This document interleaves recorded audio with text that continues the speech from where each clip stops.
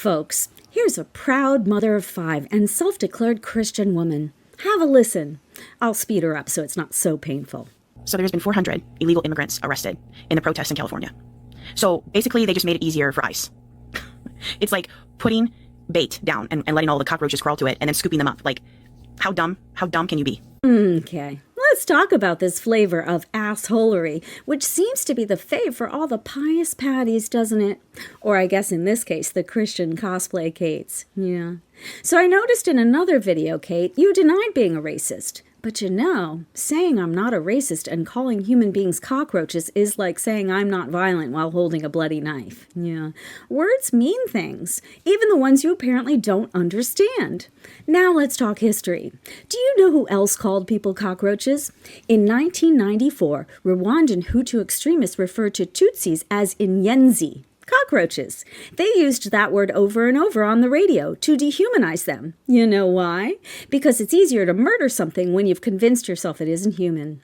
That language helped pave the way to 800,000 people being slaughtered, many with machetes, in just 100 days. That's what your kind of language does. That's the path it lays. And in Nazi Germany, Jews were called rats. In the American South, black people were called monkeys. Every genocide, every atrocity, every state-sanctioned cruelty begins the same way, with dehumanization.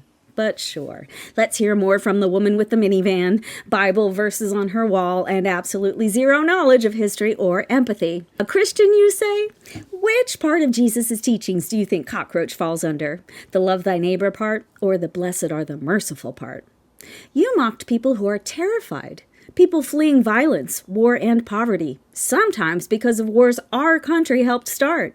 But do go ahead, laugh at them, dismiss their fear. What a towering example of moral decay wrapped in a flag and clutching a cross. And as for their protests, that's called bravery. That's called civil disobedience. It's how people fight unjust systems. You say they're dumb for showing up? Maybe you've mistaken cowardice for wisdom. So no, you don't get to use genocidal language, cheer for state brutality, mock the suffering of others, and then say you're a good person. You're not.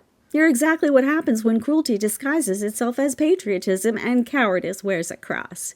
You want to raise 5 children? Start by teaching them this. Dehumanizing language is the first step toward violence, and no matter how loudly you pray, no God worth worshiping smiles down on hate. You're not just on the wrong side of history, you're on the wrong side of humanity. So why don't you go ahead and have the day you deserve? Okay, Kate? All right then.